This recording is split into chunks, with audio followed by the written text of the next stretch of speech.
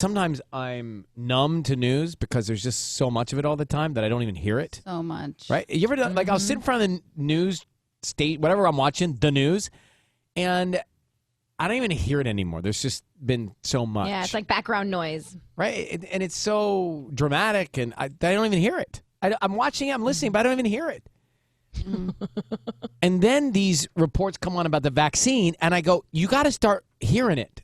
I don't not hear that. That you want to hear. Yeah, absolutely. So I get myself to hearing it all, and I'm hearing some positive, real positive, big strides when it comes to vaccine and its distribution. So they keep talking about these test trials and how many people are in the test trials. Well, April Davis of Toluca Lake was in the Pfizer COVID clinical study, and she's with us now, right out of our own Toluca Lake. April, good morning. Wow. Hi, good morning. Well, how did you have COVID? No, I did not have COVID. I participated in the Pfizer clinical trial, and I have received the COVID vaccine. Okay, now what made you want to participate?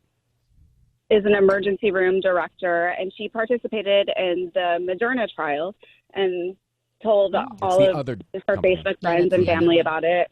And I got interested. You know, my aunt's, a doctor. My mom has been a nurse for almost 30 years. And I come from just a medical family. And I just really wanted to participate and help for the greater good. And I applied to both trials. I got picked for both. And it just so happened that Pfizer was a little bit more local.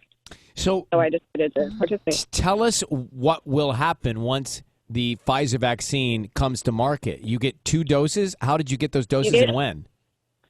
You get 2 doses 3 weeks apart. Okay. Now, keep in mind that everybody's immune response is going to be different. For me, with the first dose, I pretty much just had 5 days of fatigue.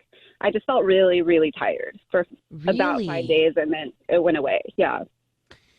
The second dose, and I don't want to lie to you because my experience was a little intense. My second dose, I had about 13 hours after the injection, I got a fever and chills and just really bad body aches.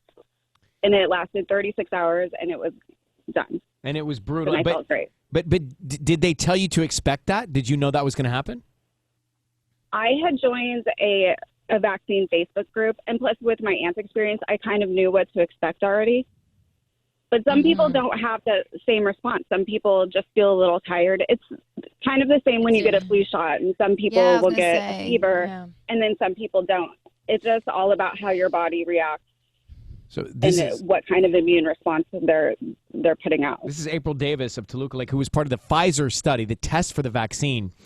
Did you encounter any other people that were part of the study aside from the Facebook group in person? No, just my aunt, and there's people all over the world participating in different groups, and the reaction from all of my friends and family has been pretty great. And, everyone says thank you and for participating. And I don't feel like I've done anything special. I just, How will you know that you're then immune? Or how do you know that you're immune for life? Or is there a test for that? Right. Well, right now they don't. I'm in the study for 2 years.